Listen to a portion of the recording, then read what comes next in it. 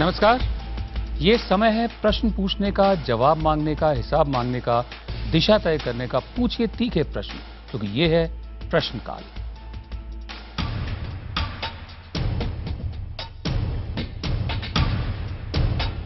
– 2014 के चुनाव में कहीं खो गई नेताओं की विचारधारा। नजर सिर्फ टिकट पर। पल पल बदलते सियासी रंग में पुराने बयानों की परवाह तक नहीं। और उन्होंने अपने कुशल नेतृत्व में गुजरात की विकास की है जो अभूतपूर्व है, एक उदाहरण है। प्रधानमंत्री बनने वाले मटेरियल नहीं है, ये खत्म हो गया। देश की जनता कौन इनको बनाएगी? उसको कटवाना है, मरवाना है। कोई वर्ग नहीं हो जो 1 साल के बाद नहीं कहे कि नरेंद्र मोदी ही हमारा एकमात्र नेता है। उससे अच्छा कोई नेता नहीं है। जो गुजरात की घटना है वो घटना ने पूरे देश को हिला दिया है। नरेंद्र मोदी जिस तरह से इस देश की छवि को पूरी दुनिया में बदनाम करने की कोशिश कर रहे हैं, लगता है उनको अहंकार हो गया। मौका परस्ती, अवसरवादिता जैसे शब्द छोटे पड़ गए। जो दुश्मन था, जिसे पानी पी पी कर कोसते थे, वो अब दोस्त हैं। ये 2014 का चुनाव है।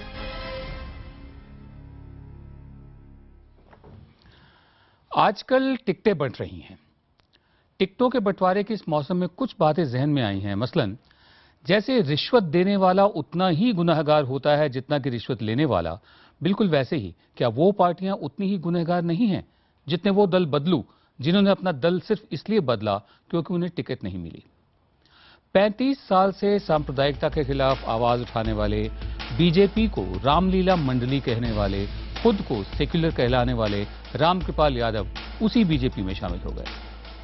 उनका तर्क, उनका लॉजिक बड़ा अजीबोगरीब है कि क्योंकि उनकी पहली पार्टी लालू यादव की आरजेडी में कार्यकर्ता उपेक्षित हैं, इसलिए अब से रामकृपाल यादव भी मंदिर वहीं बनाएंगे। कि क्योंकि उन्हें पाटलिपुत्र से टिकट नहीं मिली, लालू की बेटी मीसा को मिली, इसलिए वो भारत को हिंदू राष्ट्र बनाएंगे। रामकृपाल जी, क्या हो गया आपकी सोच को? मामला सिर्फ आपकी टिकट का नहीं है। आप उस जमात में शामिल हो गए हैं जिसके खिलाफ अभी कुछ दिन पहले तक आपकी पार्टी दंगा विरोधी कानून बनवाना चाहती थी। आपने दल बदलकर बीजेपी की विचारधारा को भी मंजूर किया है। क्या आपको टिकट मिलना चाहिए? इसी से पैदा होता है हमारा आज का विषय, नेता टिकट के लिए कुछ भी करेगा। और इसी से निकलता है हमारा आज का सवाल, चुनाव के ऐन पहले दल बदलने वाले नेताओं को क्या टिकट मिलना चाहिए?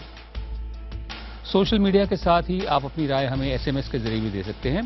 टाइप करें VKPY या VKPN और मैसेज करें 51818 पर। मेरे और आपके सवालों का जवाब देने के लिए प्रश्नकाल में हमारे साथ खास मेहमान जुड़े हैं। स्टूडियो में हैं बीजेपी के प्रवक्ता डॉक्टर संबित पात्रा, दिल्ली से कांग्रेस प्रवक्ता मीम अफजल और मुंबई से जुड़े हैं वरिष्ठ पत्रकार सिद्धार्थ भाटिया। आप सब मेहमानों का स्वागत है, बहुत धन्यवाद अपना समय देने के लिए। अपने खास मेहमानों से चर्चा शुरू करेंगे, लेकिन प्रश्नकाल में पहले दर्शकों के सवाल। IBN खबर पर संतोष सिन्हा ने अपना सवाल दर्ज किया है। उन्होंने लिखा है कि रामकृपाल हमेशा मोदी पर वार करते रहे और आज उनका गुणगान कर रहे हैं, तो क्या ऐसे मौका परस्तों को टिकट देना सही होगा? गुजरात के वडोदरा से travel agent Sanjay Rajput phone पर अपना सवाल पूछना चाहते हैं। जी संजय, पूछिए, आपका सवाल क्या है?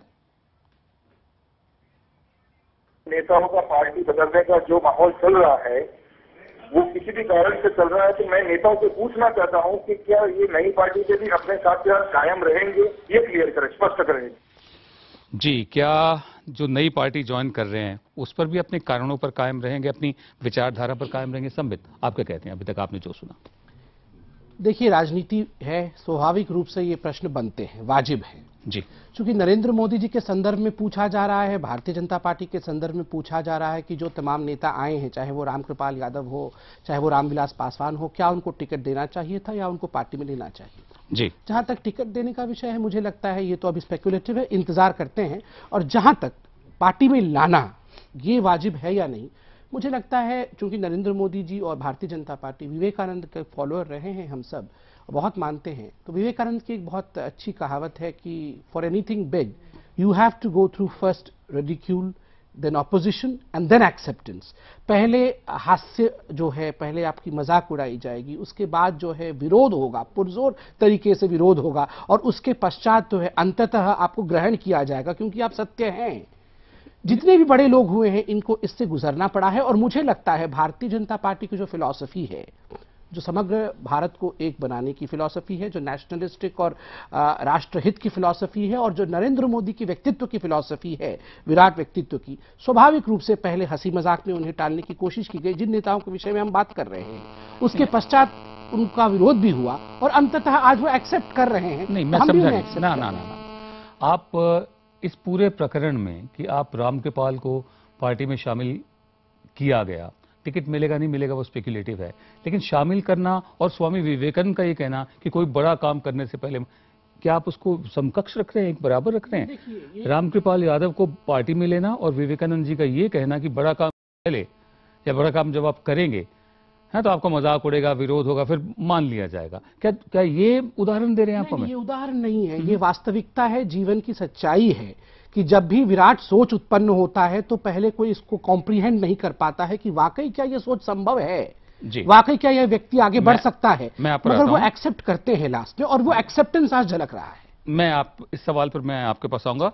मैं फिलहाल चलूंगा सिद्धार्थ भाटिया के पास मुंबई से। सिद्धार्थ भाटिया, आपने अभी तक जो सुना, ये जस्टिफाई किया जा सकता है कि मतलब जिस शख्स ने अपना दल बदला हो इसलिए कि पार्टी नहीं मिली, उसको पार्टी में ले लिया? सिर्फ बीजेपी नहीं, कांग्रेस ने भी बहुत ऐसा किया है और पार्टियों ने भी किया है। आपने संबित पात्रा का जो जवाब सुना, उससे आप कहां तक सहमत हैं? तो पहली तो बात है कि मैं बिल्कुल हैरान हूं कि रामकृपाल जी का आना एक अपॉर्चुनिस्टिक बात नहीं है, लेकिन हाई प्रिंसिपल की बात है, वो भी विवेकानंद जी की सेइंग को यूज़ करना कि भाई उसको जस्टिफाई करेंगे, जैसा विनोद जी आपने कहा। मैं हैरान हूँ, इसके बारे में आगे कहना भी मेरे से कुछ कहा नहीं जा रहा, क्योंकि रामकृपाल जी के शब्द आपने जो प्ले किए वो इतने तीखे थे, वो इतने स्ट्रांग थे मोदी जी के बारे में, प्रिंसिपली स्ट्रांग थे कि वो ये नहीं कह रहे थे कि भाई मोदी जी की आइडियोलॉजी को मैं नहीं मानता, वो कह रहे थे कि ये इन्होंने हमारे देश को बदनाम किया है। तो क्या कह सकते हैं उसके बारे में? एक जमाने में आपको याद होगा आया राम गया राम कहते थे जी, और वो एक दो स्टेट्स में होता था और फिर बाद में सेंटर पे भी होने लग गया था, लेकिन एक दो पार्टियां ही थी, तो आया गया रह गया, मतलब वो उसको गवर्नमेंट को बचाने के लिए कुछ चले जाते थे। फिर एंटी डिफेक्शन लॉ आया, लेकिन अब तो मौका परस्ती भी उसको वर्ड नहीं यूज किया जा सकता, अब हर चीज को जस्टिफाई किया जा सकता है। और इसके बारे में ऑफ कोर्स विनेबिलिटी एक बहुत इंपॉर्टेंट चीज होती है और लोग भी कुछ ना कुछ जवाब जरूर देंगे, लेकिन अब तो मैं देख रहा हूं कि भाई ये हाई प्रिंसिपल से जस्टिफिकेशन हो रहा है, और ये बात को मैं नहीं, मुझे कुछ समझ नहीं आ रहा सच्ची बात। जी सिद्धार्थ, मैं आप पर दोबारा वापस आता हूं, बोल सकता। I will come back to you. ये जो आयाराम गयाराम का जिक्र किया सिद्धार्थ ने, भी सन 1967 में हरियाणा के हसनपुर से एमएलए चुने गए थे, दया लाल उनका नाम था। 15 दिन के भीतर उन्होंने 3 पार्टियां बदली, तो फाइनली राव बीरेंद्र सिंह उनको एक प्रेस कॉन्फ्रेंस में ले गए कि ये जो गयाराम थे अब आयाराम हो गए, जब आखिरी दफे उन्होंने बदला। तो आयाराम गयाराम ये तब से नाम मशहूर हुआ उन लोगों के लिए जो चुनाव से ऐन पहले या अपनी पार्टियां लगातार बदलते रहते हैं। हम आगे बढ़ते हैं, लखनऊ से वकील ध्रुव कुमार अपना सवाल पूछना चाहते हैं, सुनते हैं क्या है उनका सवाल। चुनावी खर्च और आपराधिक पृष्ठभूमि वाले मुद्दों पर चुनाव आयोग जिस तरह की शक्ति दिखाता है, क्या ऐसी ही कोई शक्ति जो चुनाव से पहले टिकट के लिए लोग दल बदल करके आते हैं, क्या उन मुद्दों पर ऐसा कोई नियम बनाएगा? जी, क्या इन मुद्दों पर ऐसा कोई नियम बनाएगा चुनाव आयोग? दिल्ली में व्यापार करने वाले सहीमुद्दीन फोन पर अपनी बात कहना चाहते हैं। जी सहीमुद्दीन साहब, कहिए क्या कहना है आपको?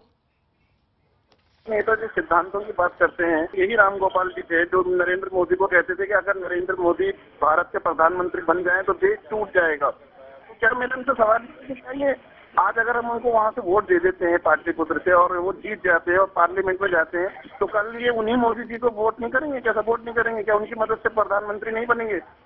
जी, अब मैं जरा मीम अफजल साहब पर आना चाहता हूं। मीम अफजल साहब, आपने दोनों सवाल पूछे कि क्या चुनाव आयोग कोई इस प्रकार के कदम उठा सकता है कि दल बदलुओं को टिकट ना मिले, और सहीमुद्दीन जो पूछ रहे थे अभी कि उन्हीं नरेंद्र मोदी का गुणगान करे रामकृपाल यादव, जिनको वो पहले जिनके बारे में कहा करते थे कि देश टूट जाएगा। इससे पहले कि मैं आपसे अपना सवाल पूछूं, मैं मीम अफजल साहब की पार्टी कांग्रेस है, उसका इतिहास भी कोई बहुत गौरवशाली नहीं है। शंकर सिंह वाघेला बीजेपी के कद्दावर नेता थे, गुजरात के मुख्यमंत्री थे, जब पार्टी छोड़ी तो कांग्रेस ने टिकट दिया।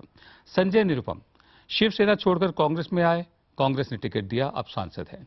बेनी प्रसाद वर्मा समाजवादी पार्टी छोड़कर कांग्रेस में आए, पार्टी ने टिकट दिया, मंत्री बनाया। राज बब्बर समाजवादी पार्टी छोड़ कांग्रेस में आए, पार्टी ने टिकट दिया, फिर टिकट दिया है, कॉन्स्टिट्यूएंसी बदल दी है, अब गाजियाबाद कर दी है। रंजीता रंजन बिहार के बाहुबली पप्पू यादव की पत्नी, पहले एलजेपी में थी। 2009 में जब इन्होंने एलजेपी छोड़ी तो कांग्रेस ने टिकट दिया।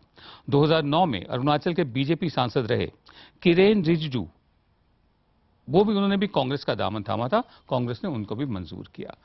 दल बदलुओं को जितना बीजेपी शह दे रही है उतना आपकी पार्टी देती आई है। आपकी पार्टी तो बहुत पुरानी पार्टी है, अब किस तरह से जस्टिफाई करेंगे इसे, मीम अफजल साहब? देखिए, मैं जस्टिफाई नहीं करूंगा विनोद दुआ जी। पहली बात तो मैं ये कहूंगा कि चूंकि कांग्रेस ने एक लंबे अरसे तक इस देश में राज किया है और देश की सबसे बड़ी पार्टी है, तो ज्यादा उदाहरण उसी के लिए आपको मिलेंगे, चूंकि पावर के लिए या अपने आप को महफूज रखने के लिए या कुछ आइडियोलॉजिकल डिफरेंसेस होने की वजह से बहुत से लोगों ने कांग्रेस पार्टी को ज्वाइन किया और उसमें कुछ रहे लेकिन बाद में चले भी गए, ऐसे भी थे लोग। तो मैं आपके बुनियादी प्रश्न से इत्तेफाक करता हूं कि इस तरह से रातों रात जो आइडियोलॉजी लोग बदल कर आते हैं, ये कम से कम मैं जाती तौर पर उसके लिए बिल्कुल अपने आप को तैयार नहीं पाता हूं। इत्तेफाक की बात यह है कि रामविलास पासवान और अभी जो यादव हमारे दोस्त गए हैं,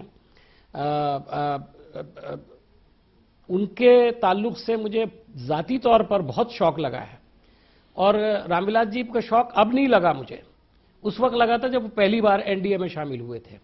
क्योंकि आइडियोलॉजिकली मुझे लगता है कि अगर आदमी को किसी वक्त किसी मजबूरी और सियासी कैरियर को बचाने के लिए, अपनी सियासी साख को बचाने के लिए अगर कहीं पार्टी में से बदले भी आदमी, तो कम से कम विचारधारा ऐसी होनी चाहिए जो बिल्कुल अपोजिट ना हो, कुछ मिलती जुलती हो। मिसाल के तौर पर अगर लेफ्ट पार्टी का आदमी किसी लेफ्ट ओरिएंटेड पार्टी में जाए तो मुझे लगता है कि उसको कुछ थोड़ा बहुत ग्रेस दिया जा सकता है। लेकिन एक लेफ्टिस्ट एकदम राइटिस्ट पार्टी में चला जाए, एक राइटिस्ट एकदम लेफ्टिस्ट पार्टी की तरफ चला जाए, या ऐसी विचारधारा के साथ चला जाए जिसको जिंदगी भर नकारता रहा हो, वो निहायत शर्मनाक है और सियासत में इस तरह के माहौल को एनकरेज नहीं करना चाहिए। इससे आगे मैं एक और बात कहूंगा जी, बहुत पिछले चुनाव के अंदर 2009 एक हवा चली थी कि जो लोग, जी मेरा कहने का मतलब ये कि जो लोग पिछली बार 2009 में एक माहौल बना देश के अंदर कि जो बाहुबली लोग हैं, जो क्रिमिनल बैकग्राउंड के लोग हैं जी, उनको टिकट ना मिले फिर भी मिले, लेकिन जनता ने पहली बार ऐसा एक्शन लिया कि ज्यादातर लोग हार गए। जी, मैं समझता हूं जी कि इसका किसी हद तक श्रेय जनता को जाएगा अगर वो इस तरह की चीजों को नकारेंगे। और अगर ऐसा कोई भी आदमी होता है जिसके ताल्लुक से समझे कि इसने अपनी पूरी आइडियोलॉजी के साथ बेईमानी की है, जी जी, उनको हराने का काम लोग करेंगे। एक आपसे गुजारिश है और बाकी मेहमानों से भी अपने जवाब जरा छोटे रखें ताकि मैं ज्यादा सवाल पूछ पाऊं, आप ज्यादा जवाब दे पाएं। इस कार्यक्रम ना हम टोकते हैं, ना हम चीखना चिल्लाना मंजूर करते हैं। आपने जो कुछ कहा कि एकदम विपरीत आइडियोलॉजी, वहां पर समझ नहीं आता, तो शिवसेना, बीजेपी, इनको आप सांप्रदायिक कहते हैं, खुद को सेक्युलर कहते हैं, ये भी तो विपरीत आइडियोलॉजी वाले लोगों को आपकी पार्टी ने लिया, शंकर सिंह वाघेला, संजय निरुपम वगैरह को। एनीवे, हम आगे बढ़ते हैं। ट्विटर पर नागेंद्र कुशवाहा ने लिखा है कि जो नेता एक पार्टी का नहीं हुआ वो दूसरी पार्टी का क्या होगा। ट्विटर पर ही सत्येंद्र ने लिखा है कि ऐसे नेताओं पर सरकार में शामिल होने पर भी प्रतिबंध लगाना चाहिए जो सिर्फ अपना फायदा देख कर वो आते हैं, वो देश का हित कैसे करेंगे। संबित, आप क्या कहेंगे इस पर? देखिए, इससे पहले मैं एक सेकंड जरा लूंगा मीम साहब के आइडियोलॉजी वाले विषय पे उत्तर देने के लिए।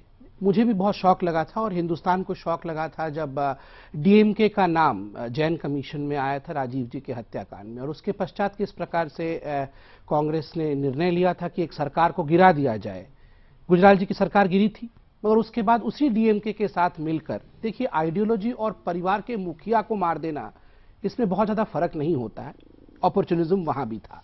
और जहां तक ये जो सवाल पूछा गया है कि क्या इस समय एक हो सकते हैं, ये बहुत अनूठा विषय है, फिलोसॉफिकल विषय है। विनोद जी, आज जो आप डिस्कशन कर रहे हैं तो फिलोसॉफी के पन्ने से चुराऊंगा मैं।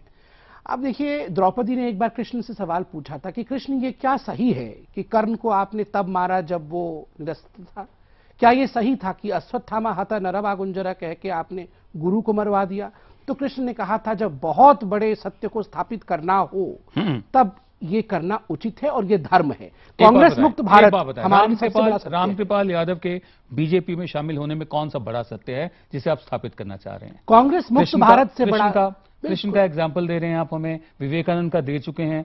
रामकृपाल यादव के बीजेपी ज्वाइन करने में कौन सा ऐसा बड़ा सत्य है? मैंने कहा हमारा अभी सबसे बड़ा सत्य है और मुझे लगता है हिंदुस्तान भी इससे बहुत प्रभावित होगा और हिंदुस्तान अच्छे राह में जाएगा अगर कांग्रेस मुक्त भारत को हम स्थापित कर सके। इसको आपद धर्म भी बोलते हैं? बिल्कुल नहीं, आपद धर्म भी बोलते हैं इसको। अच्छा, ये मुझे नहीं पता था आपद धर्म। जी हाँ, ये सुषमा स्वराज जी ने ही कहा था मेरे कार्यक्रम में कि आपद धर्म होता है जब कुछ भी किया जा सकता है। तो मेरा सवाल था कि आपद धर्म के बाद पश्चाताप भी होता है? नहीं, देखिए सबसे महत्वपूर्ण विषय नहीं, इसमें सबसे महत्वपूर्ण विषय है आज के संदर्भ में जिस प्रकार से हिंदुस्तान ग्रोथ में गिर रही है, साख गिर रहा है, जब तक कांग्रेस मुक्त भारत का ये अर्थ नहीं है कि कांग्रेस को निस्तनाबूद कर दिया जाए, उसका अर्थ है लोकतांत्रिक तरीके से। आपकी बात में समझ गया हूं, जैसे शिव ने हलाहल विष कंठ में रोक लिया था, आप भी वही कर रहे हैं। विवेकानंद का नाम आ गया था, कृष्ण का नाम आपने ले लिया था, मैंने कहा मैं शिव का नाम भी ले दूं और आपने बिल्कुल कहा उस पर। सिद्धार्थ भाटिया मुंबई से, आप क्या कहते हैं? आप पूरी चर्चा सुन रहे हैं। अब हमें ये फिलॉसफी से आगे बढ़ना चाहिए, अभी प्रैक्टिकलिटी की बात करनी चाहिए। दो चीजें को देखिए विनोद जी, अब दोनों मेरे जो पैनलिस्ट हैं वो पॉलिटिशियंस हैं कि एक तो है विनेबिलिटी, जिसको कहते हैं कि भाई यहां से रामकृपाल जी या संजय निरुपम या जो भी जीतेंगे। तो जैसे कि ये कह रहे हैं बीजेपी के रिप्रेजेंटेटिव कि अगर हमें मैक्सिमम सीटें चाहिए तो उस वक्त उस टारगेट के लिए हम छोटी मोटी ये कॉम्प्रोमाइजेस कर सकते हैं। येडियुरप्पा का बहुत जबरदस्त कॉम्प्रोमाइज हुआ है और कांग्रेस ने अशोक चव्हाण को टिकट नहीं दी लेकिन उसकी बीवी को टिकट दी। तो ये जो छोटी मोटी कॉम्प्रोमाइजेस हैं वगैरह। दूसरा ये है कि इन लोगों को लेके जीत के इन लोगों को आगे फिर क्या देंगे, क्योंकि वो जब आएंगे और अगर एक सीट लेके आएंगे तो वो कुछ ना कुछ तो मांगेंगी कि भाई मुझे ये बनाओ वो बनाओ वगैरह। और अगर कल को बिहार में इलेक्शंस हुए या जहां भी तो हम मुझे चीफ मिनिस्टर बनाइए या मेरे को सेंटर पे मिनिस्टर बनाइए। जी तो सिद्धार्थ, वो कितना कर पाएंगे ये देखना चाहते हैं जी। जम्मू से मार्केटिंग देखेंगे जरूर। जम्मू से मार्केटिंग मैनेजर सुनील कुमार अपना सवाल लेकर हमारे साथ जुड़ रहे हैं। सुनील, पूछिए अपना सवाल। नेताओं के लिए मॉडल कोड ऑफ कंडक्ट है कि जो ऐन चुनाव से पहले अपनी पार्टी बदले उसे टिकट ना मिले? लखनऊ से पत्रकारिता के छात्र शमीम अख्तर अपना सवाल पूछना चाहते हैं। शमीम, अपना सवाल पूछिए। दल बदल का कानून सदन के अंदर तो है, क्या सदन के बाहर भी एक ऐसा कानून नहीं होना चाहिए जहां से ये नेता सदन तक जाते हैं? क्या राजनीतिक पार्टियों को अपने संविधान में ऐसे नियम नहीं बनाने चाहिए? संबित, देखिए इससे पहले मॉडल कोड ऑफ कंडक्ट जो है जब वो चल रहा होता है तो ऐसे में क्या दल बदलना भी उसमें शामिल किया जाना चाहिए? नहीं, देखिए ये तो इलेक्शन कमीशन का डिस्क्रिशनरी पावर है। आप क्या सोचते हैं? नहीं, मुझे लगता है more than model code of conduct, it is a moral code of conduct. ये एक चिंता का चर्चा का विषय है और ये चर्चा हम कर रहे हैं, क्या ये मोरल कोड ऑफ कंडक्ट होना चाहिए और नहीं होना चाहिए। और हमें लगता है ये हिंदुस्तान के इतिहास में बहुत व्यापक रूप से देखा गया है कि ये होता है, ये एक सच्चाई है और राजनीति संभावनाओं का विषय है। मगर एक लाइन मुझे दीजिए जरा, मैं येदियुरप्पा जी के विषय में 2 लाइन कह दूं, क्योंकि अभी उन्होंने कहा कि येदियुरप्पा जी पे बहुत कॉम्प्रोमाइज किया गया है, बीजेपी ने किया है। तो मैं पेज 54 के वो 3 लाइन पढ़ दूं जो जजेस कहते हैं, ये बीजेपी नहीं कह रही है।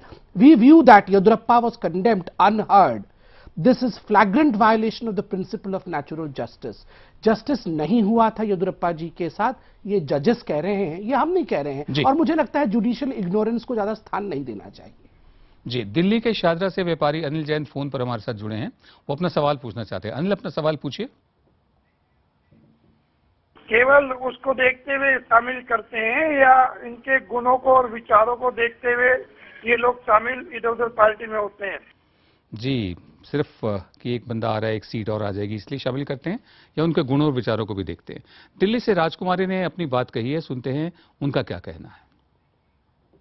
भजनलाल के समय में ये बड़ा गजब सा लगता था कि पूरी पार्टी समेत एक आदमी दल बदल के उधर शामिल हो गया और अपॉर्चुनिस्ट सा लगा।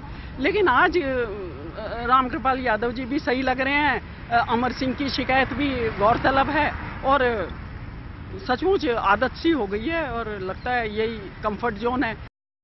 इससे पहले कि मैं मीम अफजल साहब पर आऊं, मैं एक सूचना ये भी दे दूं, जैसे कांग्रेस की लिस्ट मैंने बताई थी, अब मैं बीजेपी की बताता हूं कि पार्टी छोड़ने वाले नेताओं में कांग्रेस नेता जो हैं आगे, राव इंद्रजीत बीजेपी में शामिल, भगीरथ प्रसाद बीजेपी में शामिल, चंद्रशेखर दुबे तृणमूल कांग्रेस में शामिल, पूर्व केंद्रीय मंत्री पी पुरंदेश्वरी बीजेपी में शामिल, जगदम्बिका पाल ने हाथ का साथ छोड़ दिया है, अभी कहां होंगे ये भी पता चल जाएगा, उनसे हमारी बातचीत होगी कुछ देर बाद।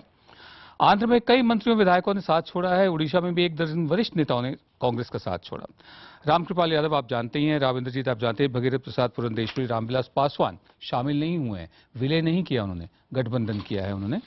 चंद्रमोहन पटवारी एजीपी के पूर्व अध्यक्ष भी बीजेपी में शामिल, हितेंद्र नाथ गोस्वामी भी एजीपी छोड़ बीजेपी में शामिल, रामदास अठावले ने हाथ मिलाया है, उदित राज बीजेपी में शामिल है, लेकिन वो कहीं इस प्रकार से कोई दल बदल कर नहीं आए हैं। छेदी पासवान जेडीयू छोड़कर बीजेपी के साथ आए हैं, वीरेंद्र कुमार चौधरी भी जेडीयू छोड़ बीजेपी के साथ आए हैं, और भी दल बदलू नेता बहुत से उनके नाम आएंगे अभी जैसे जैसे चर्चा चलेगी। मीम अफजल साहब, क्या आप सोचते हैं कि इस वक्त ये जो वातावरण है, देश में एक स्वस्थ बहस होनी चाहिए दल बदलने पर, चुनाव से ठीक पहले इतना ब्रेजनली, इतना मतलब ढिठाई के साथ, बेशर्मी से जो अगली स्टेज होती है वो ढीठ हो जाने की होती है, इतने ब्रेजनली पार्टी आप बदल रहे हैं और विचारधारा भी आप साथ में मंजूर कर रहे हैं जिसके खिलाफ थे आप, क्या एक बहस होनी चाहिए इस पर? बिल्कुल होनी चाहिए। मैं आपसे 100% इत्तेफाक करता हूं, और मेरा ये मानना है कि अच्छी राजनीति के लिए अच्छे जो नियम हैं जी, उनका हमेशा उनको लाने की कोशिश करना चाहिए, और खास तौर पर जो तवज्जो आपने दिलाई, मैं समझता हूं इसके लिए सारी पार्टियों को तैयार होना चाहिए, और खुद पॉलिटिशियंस को यह समझना चाहिए जी कि आया गया कि कोई भी पार्टी हो और किसी भी तरह के लोग हों, अगर वो इस तरह से जो एक सडनली जो एक डिसीजन होता है और साफ दिखाई देता है आवाम को कि ये सिर्फ फायदे के लिए है, किसी को फायदा पहुंचाने के लिए, किसी को फायदा नुकसान पहुंचाने के लिए, इस पर यकीनन एक बहस भी होनी चाहिए और इस पर पाबंदी भी होनी चाहिए। लेकिन उसके साथ साथ मैं इतना जरूर कहूंगा जी कि कानून पहले से मौजूद है। आज से पहले दल बदल, बहुत अरसे पहले कोई दल बदल पर पाबंदी नहीं थी जी, लेकिन बाद में कानून बना कि भाई पार्टी तोड़ करके आप इतने लोग कम से कम जाएंगे, कानून तो बना जी। लेकिन उस कानून को भी मैं समझता हूं कि बहुत सी जगहों पर बहुत सी पार्टियों ने उसका एहतराम नहीं किया है। जी मीम साहब, बहुत बहुत शुक्रिया आपका, कंसेप्ट है। बहुत बहुत धन्यवाद मीम साहब आपका, सिद्धार्थ भाटिया आपका, और डॉक्टर संबित पात्रा आपका, तीनों मेहमानों का बहुत बहुत धन्यवाद, आपने अपना समय हमें दिया। अब सवाल ये है कि कानून है और सब बात भी हो रही है कि बहस होनी चाहिए, कुछ वॉचडॉग ग्रुप्स होने चाहिए कानून के साथ साथ, और थोड़ा सा इलेक्शन कमीशन को भी इसमें थोड़ा प्रोएक्टिव रोल लेना चाहिए, हमारा ये मानना है। आज हम बात कर रहे हैं नेताओं की, उन नेताओं की जो टिकट पाने के लिए कुछ भी करने को तैयार हैं, और इसी विषय पर हमने सवाल किया है कि चुनाव से ठीक पहले दल बदलने वाले नेताओं को क्या टिकट मिलना चाहिए। अभी तक मिले जवाबों के मुताबिक हमें महज 8% लोगों ने हाँ में जवाब भेजा है कि हाँ टिकट मिलना चाहिए, जबकि 92% लोगों ने कहा है कि टिकट नहीं मिलना चाहिए, उन्होंने ना में जवाब भेजा है। यानी ज्यादातर लोग मानते हैं कि दल बदलू नेताओं को टिकट नहीं मिलना चाहिए। आगे बढ़ने से पहले एक और दर्शक की राय लेते हैं। हमारी वेबसाइट IBN खबर पर आलोक ने लिखा है कि हमारा लोकतंत्र IPL की तरह बन चुका है, जहां पिछले सीजन में एक टीम से खेलने वाला क्रिकेटर दूसरे सीजन में दूसरी टीम से खेलता है। नहीं, मेरा ख्याल ये आपने बात सही नहीं कही है, क्योंकि क्रिकेटर जो खेलता है वो अपने हुनर की कमाई करता है। अगर उसके हुनर में थोड़ी कमी आती है तो कोई टीम उसे नहीं लेगी। नॉन परफॉर्मेंस बहुत गंभीर बात है, जबकि हमारे यहाँ अक्सर नेता नॉन परफॉर्म ही करते आए हैं। दूसरे, क्रिकेटर जो है वो आम आदमी के टैक्स का जो पैसा होता है, जो सरकारी खजाना बनता है जिससे, उससे छेड़ाखानी नहीं करता। नेता उस आम आदमी के टैक्स के पैसे के खजाने का इस्तेमाल करते हैं, ठीक है, और उनके जो अपने घर हैं वो हमारे ही पैसे से चलते हैं, क्रिकेटर के नहीं चलते। तो IPL के cricketer hard core professional cricketers हैं, वो अपनी जगह हैं, वो अपने हक की कमाई खा रहे हैं। काम सही नहीं होगा, बाहर कर दिए जाएंगे।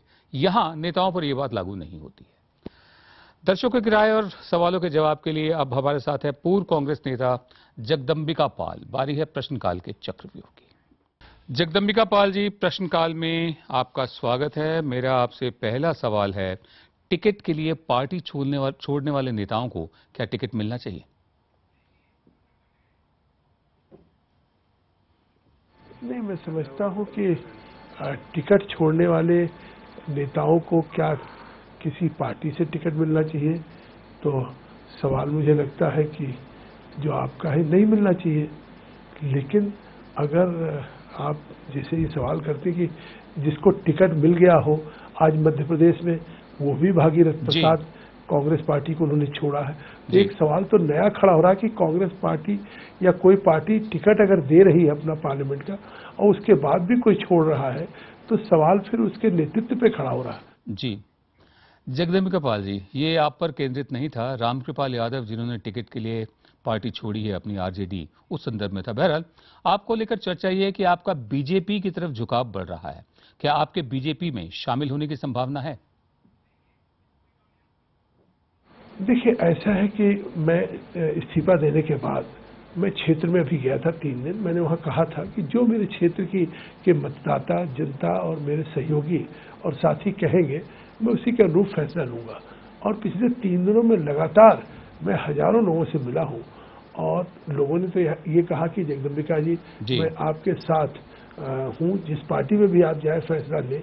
लेकिन आज मेरे लिए केवल किसी पार्टी के लिए फैसला नहीं है, आज सवाल जिस तरह से देश जिस दौर से गुजर रहा, कहीं न कहीं एक बैड गवर्नेंस, यूथ में फ्रस्ट्रेशन है कि कोई इन्वेस्टमेंट नहीं है, लोगों को जॉब नहीं मिल रहा है, तो आज एक गुड गवर्नेंस की बात हो रही है। आज देश कहीं न कहीं इस मोड़ पे है कि जो 10 करोड़ मतदाता पिछले चुनाव से इस बार बढ़े हैं, उनके सामने कम्युनल और सेकुलर का सवाल नहीं है विनोद जी, उनके सामने। आपने मेरे सवाल का जवाब देने के बजाय राष्ट्र के नाम संदेश दे दिया। मेरा सवाल कायम है, क्या आपके बीजेपी में शामिल होने की संभावना है या नहीं है? देखिए, हमने लोगों से राय ली है और मैं इस पर चिंतन कर रहा हूं, तो मैं बहुत जल्दी ही इसका फैसला कर दूंगा। यानी आप इनकार नहीं कर रहे हैं, यानी आप चिंतन कर रहे हैं लेकिन इनकार नहीं कर रहे हैं संभावना से।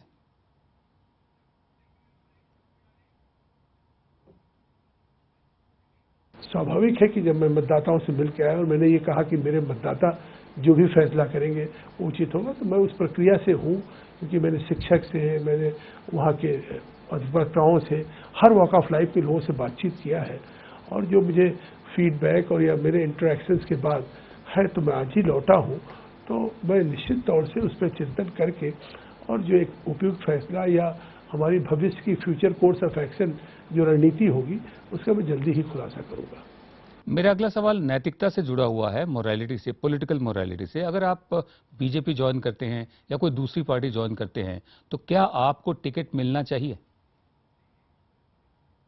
मैं समझता हूँ कि लोकतंत्र में सवाल ये है कि टिकट का नहीं, सवाल इस देश में ये है कि अगर आप पॉलिटिक्स ऑफ कोलिशन हो रहा है, देश में जिस तरीके से गठबंधन की सरकारें आई, आज देख रहे कांग्रेस यूपीए के सामने भी कुछ ऐसे 6 महत्वपूर्ण विधेयक भारत की लोकसभा में नहीं पारित हो पाए।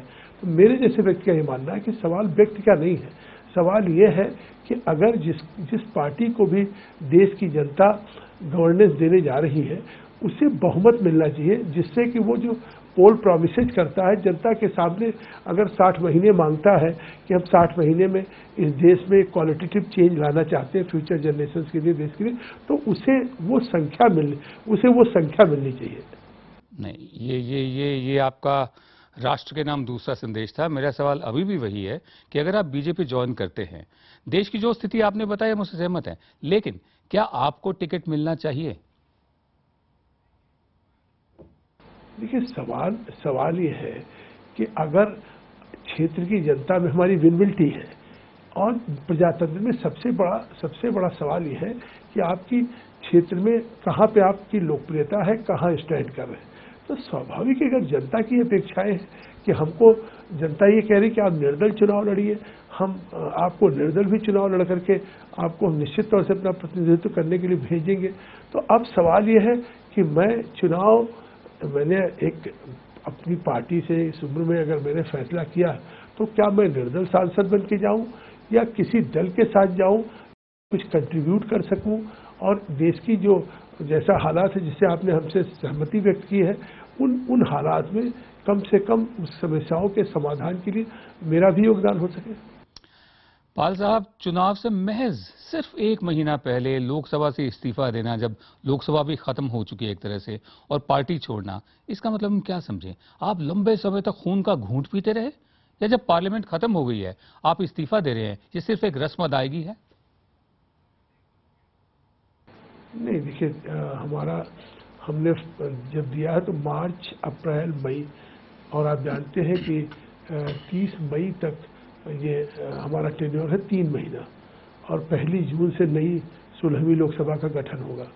और मैं इस संबंध में जो मैंने जिन बिंदुओं पे मैंने फैसला किया है, मैं लगातार, ऐसा नहीं कि मैंने इस निर्णय को अचानक ले लिया। मैं इस संबंध में अपने कांग्रेस नेतृत्व श्रीमती सोनिया गांधी जी से कई बार अनुरोध किया कि ये स्थिति उत्पन्न हो रही है जिसमें संवादहीनता या जिस तरीके से एक मान्यता या सीनियर्स के साथ जो है वो, और मैंने इस पर कहा कि भविष्य में मैं समझता सबका एक संतुलन होना चाहिए और लेके चलना चाहिए, लेकिन अब ऐसा तो है नहीं। जी, अगर आप बीजेपी ज्वाइन करते हैं तो मंदिर वहीं बनाने के लिए प्रतिबद्ध हो जाएंगे आप?